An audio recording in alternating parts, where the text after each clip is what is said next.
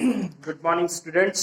जैसा कि अपना कल चैप्टर नंबर 8 कंप्लीट हो गया, तो आज मैंने चैप्टर नंबर 2 स्टार्ट कर दिया है।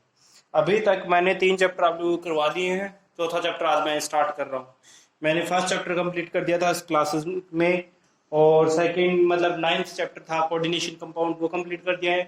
उसके बाद में मैंने F and D block complete कर दिया है। अब मैंने 4th चैप्टर स्टार्ट किया आज, चैप्टर नंबर 2 स्टार्ट किया है। वो हमारे पास चैप्टर का नाम है सॉल्यूशन। देखिए, मैंने आपको हर छोटी से छोटी चीज बता देनी है और आप लोगों को घर पे आराम से पढ़ना है। अगर आप पढ़ेंगे तभी आप इस चैप्टर को समझ पाएंगे। ये चैप्टर बहुत ज्यादा डिफिकल्टी क्रिएट कर सकता है, तो इसको समझना बहुत जरूरी है। ठीक है, तो आप लोगों को ध्यान से समझना है कि मैं क्या पढ़ा रहा हूँ। तो सबसे पहले अगर हम बात करते हैं तो हमारे पास आता है, सबसे पहले मैंने यहाँ आपके सामने एक सॉल्यूशन की डेफिनेशन दे दी है कि सॉल्यूशन आखिर क्या होता है। ये देखिए कि मैंने लिखा है a phase which is contain more than one component is called solution. यानी कि क्या कह सकते हैं कि एक ऐसी फेज जिसमें एक से ज्यादा कंपोनेंट प्रेजेंट हो, उसे हम क्या कह सकते हैं, सॉल्यूशन। जैसे अगर सिंगल फेज की बात करें तो हमारे पास वाटर होता है लिक्विड फेज में, लेकिन अगर हमने उसमें क्या डाल दिया, अगर हमने उसमें डाल दिया क्या, नमक डाल दिया मान लीजिए, तो वो क्या हो गया, सोल्ट सॉल्यूशन हो जाता है। अगर हमने उसमें चीनी डाल दी तो वो हो जाता है शुगर सॉल्यूशन। अगर हमने उसमें सैंड डाल दी तो सैंड सॉल्यूशन हो जाता है ना। तो अगर मतलब जो भी एक से ज्यादा अगर चीज उसमें प्रेजेंट हो, कोई भी मिक्सचर मतलब कोई भी फेज में, तो उसे हम क्या कहेंगे, सॉल्यूशन कहेंगे। अब सॉल्यूशन भी है वो अकेला नहीं होता, दो चीजों से मिलकर ये बना होता है। पर पहले सॉल्यूशन मतलब सॉल्यूशन है वो कई तरह के हो सकते हैं, कह सकते हैं। जैसे एक सॉल्यूशन है वो सिंगल सॉल्यूशन भी कह सकते हैं, यानी मोनो सॉल्यूशन कह सकते हैं। जैसे अगर हम बात करेंगे किसकी, वाटर की, तो उसमें कौन कौन है, हाइड्रोजन और ऑक्सीजन है, दो गैसेस मिक्स है, तो हम उसे क्या कह सकते हैं, उसे हम कहेंगे मोनो सॉल्यूशन।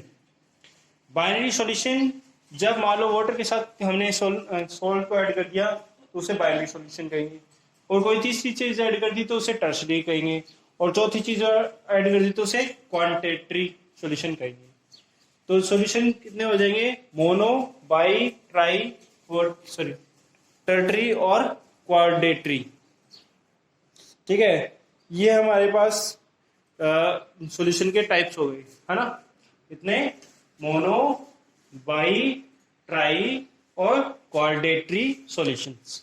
ठीक है, अब सॉल्यूशंस में भी जो है सॉल्यूशन है वो दो चीजों से मिलकर बना होता है।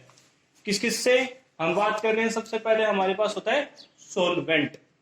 सोलवेंट क्या होता है, सोलवेंट जिसकी अमाउंट ज्यादा प्रेजेंट होती है सॉल्यूशन में, उसे हम क्या कहते हैं, सोलवेंट। और जिसकी अमाउंट होती है लेस, उसे क्या कहेंगे, सोल्यूट। ठीक है, तो ध्यान रखना, जिसकी अमाउंट कितनी क्या हो, लेस, जिसकी अमाउंट लार्ज हो उसे तो कहेंगे सोलवेंट, जिसकी लेस अमाउंट होती है उसको कहते हैं सोल्यूट। आपके सामने लिखा भी हुआ है, देखिए, the component which is present in a larger amount in the solution is called solvent। ठीक है, और the component which is present in the lesser amount is called solute. मतलब सॉल्यूशन के अंदर जो लेसर अमाउंट में प्रेजेंट होगा उसे सोल्यूट कहेंगे, और लार्जर अमाउंट में प्रेजेंट होगा उसे क्या कहेंगे, सोलवेंट। ओके, तो देखिए आगे आता है types of solution. Types of solution की बात करते हैं तो हमारे पास 3 तरह के सॉल्यूशन होते हैं। ठीक है, गैसियस सॉल्यूशन, लिक्विड सॉल्यूशन और सॉलिड सॉल्यूशंस। देखिए, इनकी डेफिनेशन मैंने इसलिए नहीं लिखी कि कुछ चीजें आप लोगों को खुद को भी करनी पड़ेंगी। सारे काम अगर मैं कर दूंगा तो फिर आप लोगों को तो ऐसा प्रिपेयर खुद भी मिल जाएगा। तो आप लोग खुद क्या करेंगे, इसको पढ़ेंगे, मतलब इसको बुक में से फॉलो करेंगे। ठीक है, बुक में से देखेंगे और लर्न करेंगे। ठीक है, तो अगर हम बात करते हैं सबसे पहले अगर गैसियस सॉल्यूशन की, तो उसमें क्या होगा, गैसेस है वो मिक्स हो जाए एक दूसरे के साथ, तो उसे हम क्या कहेंगे, गैसियस सॉल्यूशन कहेंगे। जैसे, और ये क्या होगा, होमोजेनियस मिक्सचर होगा। मतलब क्या है, गैसेस चाहे कितनी हो उनको एक साथ मिक्स कर दो तो वो एक जैसी ही दिखाई देती हैं। जैसे एग्जांपल, एटमॉस्फेयर में बहुत सारी गैसेस प्रेजेंट हैं। ठीक है, तो हम उसको आइडेंटिफाई थोड़ी नहीं कर पाते कि यहाँ से कार्बन डाइऑक्साइड जा रही है, यहाँ से कार्बन मोनोऑक्साइड जा रही है, यहाँ से ऑक्सीजन जा रही है या नाइट्रोजन जा रही है, सल्फर जा रही है, कौन सल्फर डाइऑक्साइड जा रही है, कौन जा रही है ना, ऐसा थोड़ी ना होता है। तो वो क्या है, सारी गैसेस मिक्स हो जाती हैं एक दूसरे के साथ, और वो गैसेस क्या कहलाएंगी, वो क्या कहलाएगा, हमें हमारे पास होमोजीनियस मिक्सचर, यानी यूनिफॉर्म फॉर्मेशन करता हो। आपने प्रीवियस क्लासेस में पढ़ा है कि जो यूनिफॉर्म फॉर्मेशन करता है उसे होमोजीनियस कहते हैं। और गैसेस हैं वो विजिबल नहीं होती है, आंखों से देख नहीं सकते डायरेक्टली उनको, जब तक वो लिक्विड स्टेट में नहीं आती। ठीक है, तो जब गैसेस एक दूसरे के साथ मिक्स होंगी तो जो सॉल्यूशन बनेगा उसे क्या कहेंगे, गैसेस सॉल्यूशन। और ये कैसा सॉल्यूशन होगा, होमोजीनियस सॉल्यूशन होगा। फिर बात करते हैं लिक्विड की। तो गैस, लिक्विड और solid dissolve in a liquid then liquid solution, मतलब क्या कहेंगे कि जब ऐसा सॉल्यूशन जिसमें गैस, लिक्विड और सॉलिड तीनों डिजोल्व होते हो उसे हम क्या कहेंगे, लिक्विड सॉल्यूशन कहेंगे। ठीक है, जहां की आपको आपके सामने ये मैंने दिया हुआ है सेकंड टाइप लिक्विड सॉल्यूशन। इसमें क्या होगा, गैस भी हो सकती है, लिक्विड भी हो सकता है और सॉलिड भी हो सकता है। ठीक है, तो उसमें लेकिन मतलब जो क्या होगा, सोलवेंट है वो तो क्या रहेगा, लिक्विड, और सोल्यूट है वो तीनों चीजें हो सकती हैं। ठीक है, कौन कौन, गैस भी हो सकती है, लिक्विड भी हो सकता है और सॉलिड भी हो सकता है। तो उसे हम क्या कहेंगे, लिक्विड सॉल्यूशन कहेंगे। अगर बात करते हैं हम थर्ड वाले की, सॉलिड सॉल्यूशन की, तो इसमें भी तीनों चीजें हो सकती हैं। इसमें गैस भी हो सकती है, मतलब सोल्यूट के तौर पे गैस हो सकती है, लिक्विड हो सकता है और सॉलिड भी हो सकता है। तो हमें इसे क्या कहेंगे, हम इसे हम कहेंगे सॉलिड सॉल्यूशंस। तो आज मैंने आपको तीनों की डेफिनेशन भी बता दी है। एक बार मैं फिर रिपीट कर देता हूँ आप लोगों के लिए कि हमारे पास देखिए, एक ऐसी फेज जिसके अंदर मोर देन वन कंपाउंड प्रेजेंट होता है उसे हम क्या कहते हैं, सॉल्यूशन। सॉल्यूशन में दो चीजें होती हैं, कौन सी, सॉल्वेंट और सोल्यूट। सॉल्वेंट होता है वो हमेशा एक्सेस अमाउंट में होता है, और जो सोल्यूट सोल्यूट होता है वो लेसर अमाउंट में प्रेजेंट होता है। सॉल्यूशन हमारे पास तीन तरह के होते हैं, गैसियस सॉल्यूशन, लिक्विड सॉल्यूशन और सॉलिड सॉल्यूशन। ठीक है, तो हम बात कर रहे हैं, अब मैंने बताया कि अगर गैस गैस एक दूसरे के साथ मिक्स होती है तब हम उसे गैसियस सॉल्यूशन कहते हैं। ठीक है, लेकिन लिक्विड में क्या होगा, गैस, सॉलिड और लिक्विड तीनों मिक्स हो सकते हैं लिक्विड के साथ। ठीक है, और सॉलिड में क्या होगा, गैस, लिक्विड और सॉलिड मिक्स हो सकते हैं किसके साथ, सॉलिड के साथ, उसे सॉलिड सॉल्यूशन कहेंगे। ओके, चलिए आगे देखते हैं। फिर आपको एक आपकी बुक में बड़ी सी टेबल दी हुई है, वो आप लोगों को लर्न कर लेनी है। उसमें सब दिया हुआ है कि गैस के साथ गैस मिक्स होगी तो क्या बनेगा, गैस के साथ लिक्विड मिक्स होगा तो क्या बनेगा, गैस के साथ सॉलिड मिक्स होगा तो क्या बनेगा।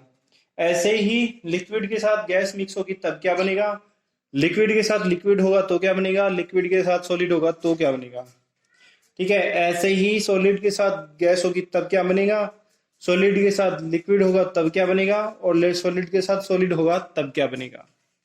ठीक है, ये आपकी बुक में एक टेबल दी हुई है, वो आप लोगों को लर्न करनी है।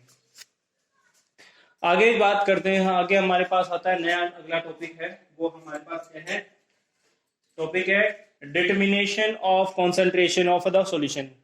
देखिए सबसे पहले बात आई हमारे पास, इसने सीधा ही टॉपिक दे दिया है कि कॉन्सेंट्रेशन को कैसे डिटरमाइन करेंगे, कैसे पता करेंगे कि उसकी कॉन्सेंट्रेशन क्या है। ठीक है, कॉन्सेंट्रेशन कैसे होती है, कोई भी जो सॉल्यूशन होता है उसमें सोल्यूट की अमाउंट कितनी है वो उसकी कॉन्सेंट्रेशन कहलाएगी। ठीक है, जैसे हम बात करें, अगर हमारे पास 100 ml वाटर है और उसमें हम 10 ग्राम जो है वो डाल दें, सोडियम क्लोराइड डाल दें, तो उसकी कितनी जो है परसेंटेज वो कवर करता है सोडियम क्लोराइड, तो वो उसकी कॉन्सेंट्रेशन कहलाएगी। तो यहाँ हम देखते हैं कि देखो कॉन्सेंट्रेशन ऐसे भी समझ सकते हैं कि हमारे पास मान लो हम दूध लेने जाते हैं, तो हम दूध ला रहे हो उसके घर से, तो वो क्या करें, एक तो हमें प्योर दूध दे तब हम उसे कॉन्सेंट्रेटेड कर सकते हैं, लेकिन अगर मान लो उसने उसमें पानी ऐड कर रखा है बहुत सारा, तब हम उसे कॉन्सेंट्रेटेड नहीं कह सकते, क्योंकि उसमें क्या है, सोलवेंट की अमाउंट ज्यादा हो गई, सोल्यूट की अमाउंट कम हो गई, बहुत कम।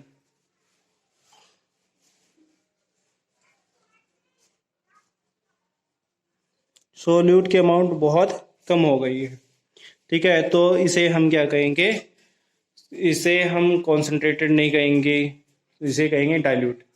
फिर बात कर लेते हैं जल्दी से, हम देखते हैं कि हमारे पास आगे आ जाता है क्या, हमारे पास आता है मास परसेंटेज। मास परसेंटेज की बात करते हैं तो क्या होगा, देखिए इसमें डेफिनेशन दी हुई है और हम इसको आगे देखते हैं। The percentage by the mass means of the mass of the solute. मतलब क्या है कि मास है वो, कोई सोल्यूट का मास है वो ग्राम में प्रेजेंट हो in the solution, this is known as the mass percentage. निकालने का तरीका आपके सामने दे रखा है। ठीक है, तरीका आपके सामने है, वो देख लीजिए कि क्या तरीका है। देखिए ये तरीका रहा, mass percentage equals to amount of solute in gram और amount of the solution in gram. ठीक है, तो ये हमारी तरफ से आज का पहला इंट्रोडक्शन था, किसका, चैप्टर नंबर 2 का। बाकी का हम कल कंटिन्यू करेंगे। ओके, तो आप लोग इसको जितना मैंने आज आपको दिया है उतना आप पढ़ेंगे और इसका काम कंटिन्यू करेंगे।